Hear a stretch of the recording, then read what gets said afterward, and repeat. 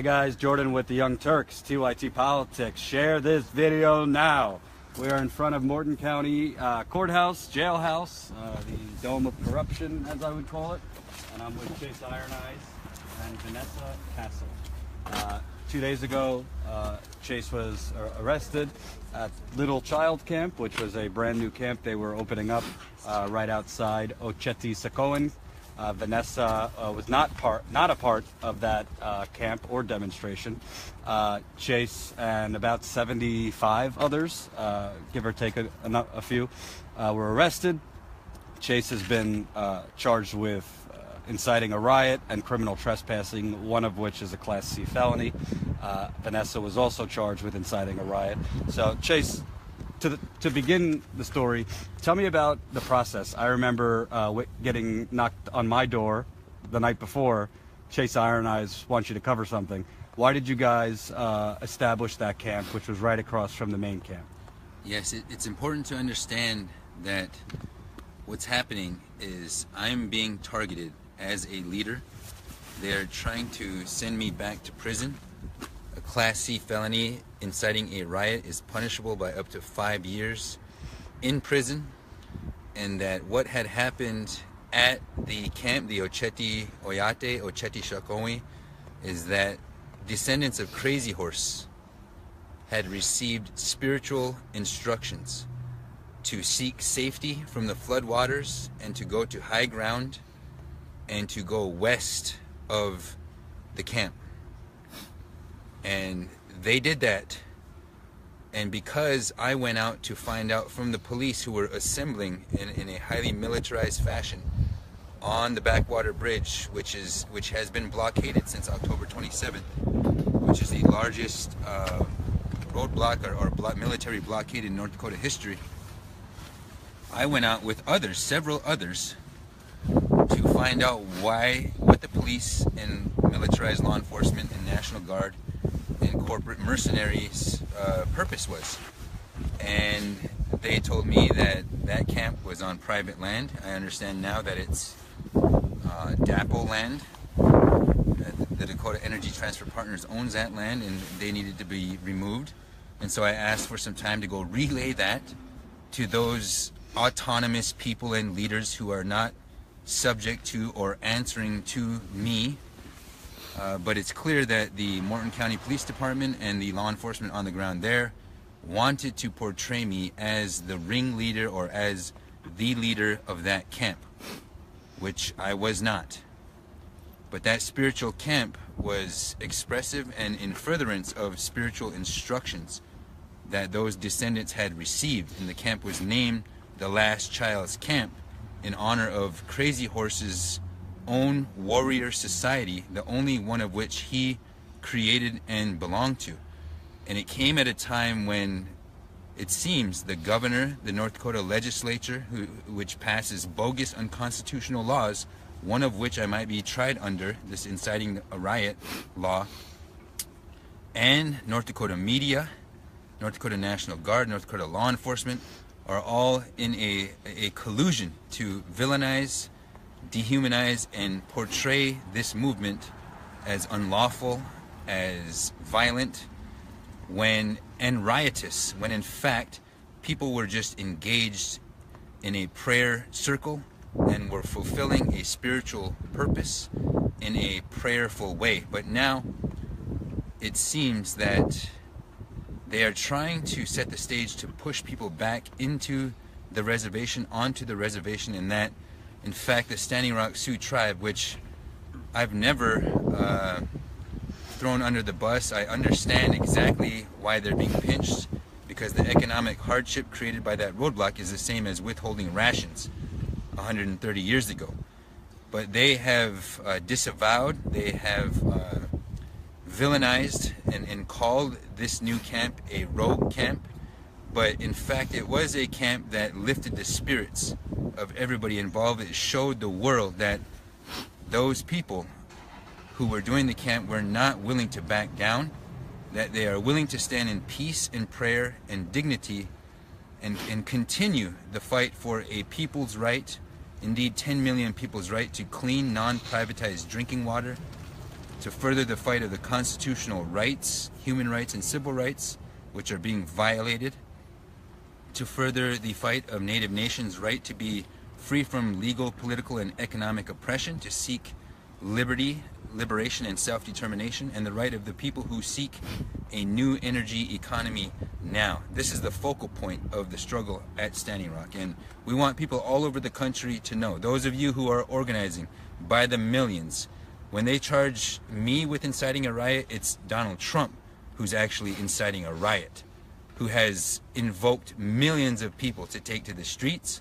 who's invoked tens of thousands of people to shut down airports, who's invoked tens of thousands of people to let the world know that they're ready to strike.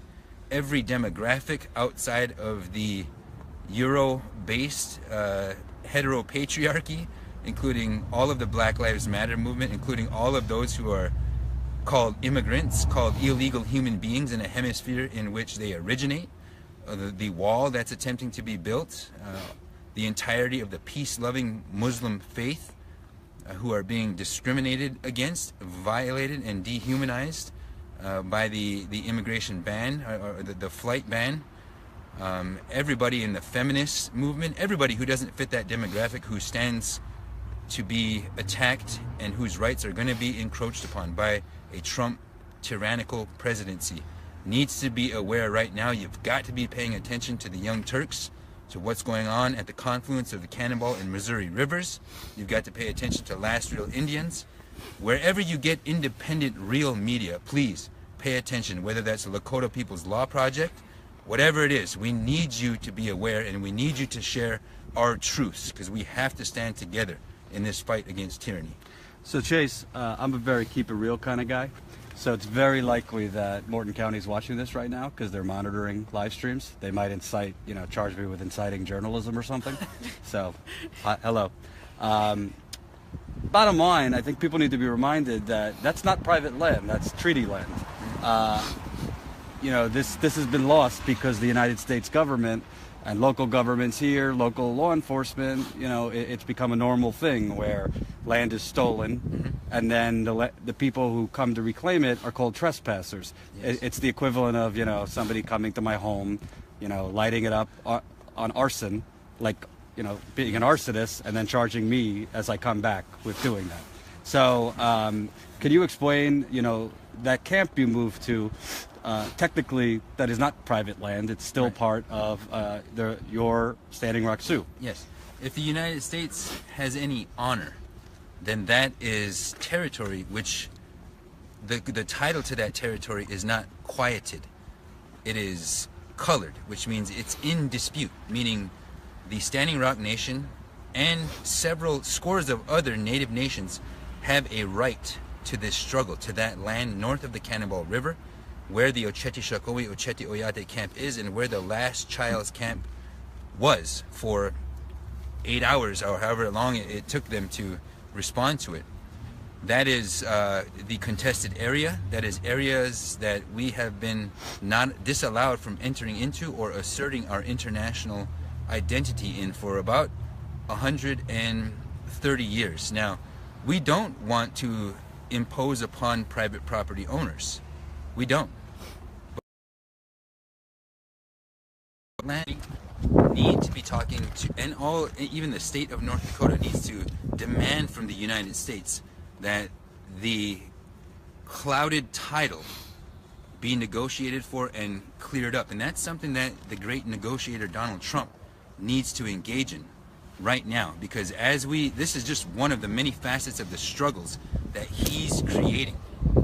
The tyranny that he represents, his willingness to meet the interests of the corporate states and to further their agenda is going to cause a lot of uprising in our country, and we need to be ready for it. But we don't want to disturb or molest private property owners.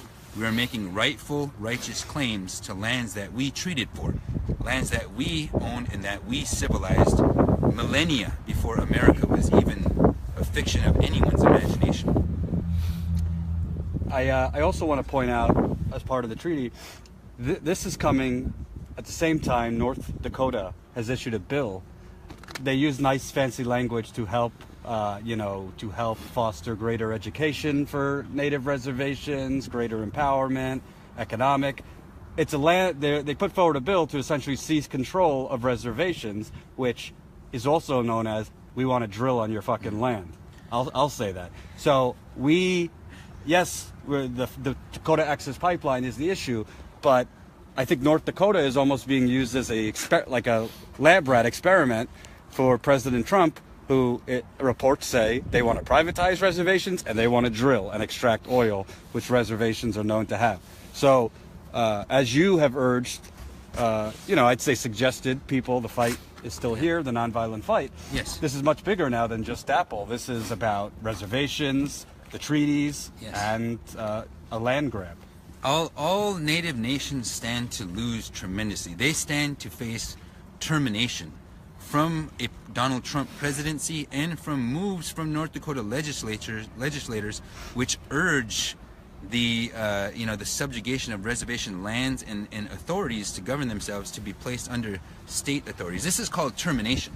This happened before in the 50s, and we stood up and we rose up and defeated it in Sioux country, but some nations were terminated, and it's a very real thing. It's going to it's going to expose that the sovereignty that tribal nations possess right now is very limited in scope, and it's non-existent. It's subject to the whims and the will of the United States and the United States Congress. Those who feed you can also starve you, and right now we're going to see that if austerity comes not only to every American but to native nations in terms of termination and the withholding of federal funds, the economic sanction that is preventing casino revenue flowing from Bismarck, Mandan, North Dakota to the Prairie Knights Casino in the Standing Rock Nation, we're going to find out that all we have been doing in native nations is redistributing the rations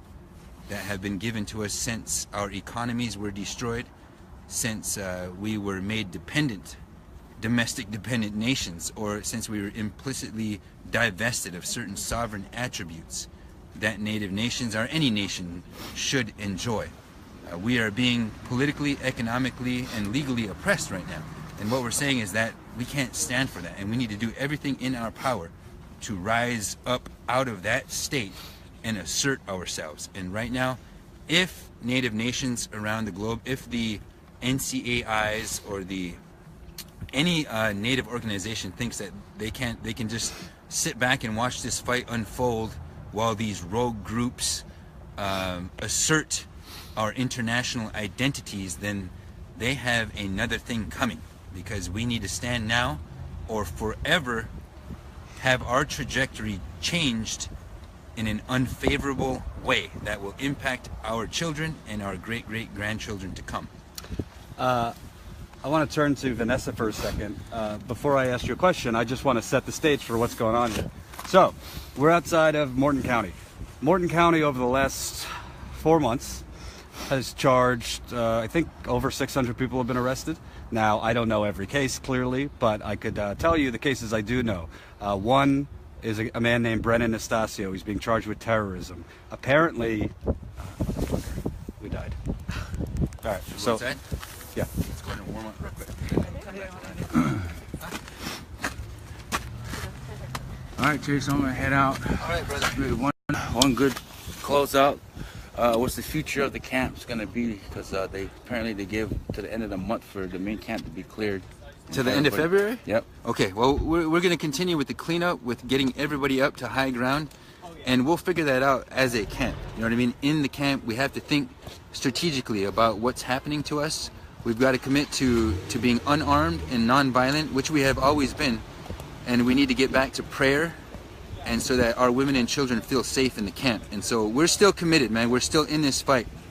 There's no doubt about that. And everybody out there, stay strong. I know what it's like to stand in solidarity with you now. All the over 700 people who have been arrested, who are putting it on the line and risking it. I'm with you. I love you, and we're going to be standing side by side. But we need to figure it out as a camp. So just stay strong, stay where you're at, and we'll figure out how to address, you know, the walls are closing in from all sides, and we need to be mindful of that. Even our own that's what I'm saying. tribe site too, as well, with the BIA closing down by the Cannonball pit stop while that was all going on. I heard about that, and it's something. Look, the BIA doesn't answer to the Standing Rock Nation. The BIA answers to President Trump. And Exactly. So it's something that we've got to address. We've got to navigate it, but we're not going to give up. I mean, the world is depending on us. But thank you for all your viewers and listeners. Yeah, thanks guys. Chase, You guys- you ready for your other one? Yeah. There it is, guys. Live update with Chase. Sorry, guys. I'll see you down there.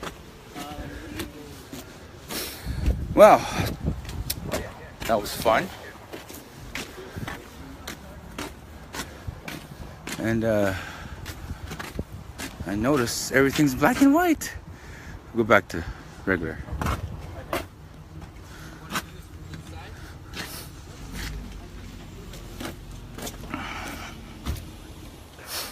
Alright guys, I'll close out this live feed. I kind of have to go incognito every time I'm up here in Mandan, because possibly might be the most wanted drone pilot in the freaking nation, who knows. But with that said, you guys, I'm gonna go back down to camp, start putting out the drones, start surveilling everybody. That's even BIA, watch their tactics, watch their moves, to watch over camp, watch for any infiltrators, watch for Dapple, and probably most likely go on top of the hill and survey and document Dapple that's sitting on top of the hill, that they took everybody off the hill because it was private land, but they that was just an excuse for them to come a little closer so they can pretty much get that much more closer so they can, you know, view us without using binoculars anymore. So that's what they're doing. And pretty much right now, guys, to tell you the truth, we're at war. This is an intellectual sovereignty war, and we're fighting for our lands and our rights as human beings, and as indigenous people. We are beautiful people. We are a beautiful people. We come from many stories, and we come from, you know, Earth. We come from the stars. We come from a lot of things that people go, you know, unnoticed about life. And see Trump and all his secret security, and you know, he thinks he's high and mighty. He thinks he's the king. He thinks he knows it all. But in reality, he don't. He's lost. He's a lost soul. And it's gonna take an indigenous people to bring that all back. And we're here, and Chase is showing everybody the way. A lot of people out there stated that, you know, it was kind of pointless him putting up the camp on top of the hill when knowing what the consequences were. Now we do actions. We know what this. When we all think of it, you know, it wasn't pointless. It was powerful. It was empowering, and these water protectors set up this camp knowing that it could possibly be raided, but they still stepped forward into the light and still accomplished one of Crazy Horse's stories about going to higher ground, getting away from the flood. And camp's gonna be different. Camps are fading out into multiple little camps, but the most important thing right now is just camp's inside of all of us. Camp is in our minds and our dreams, and camp is what we make it.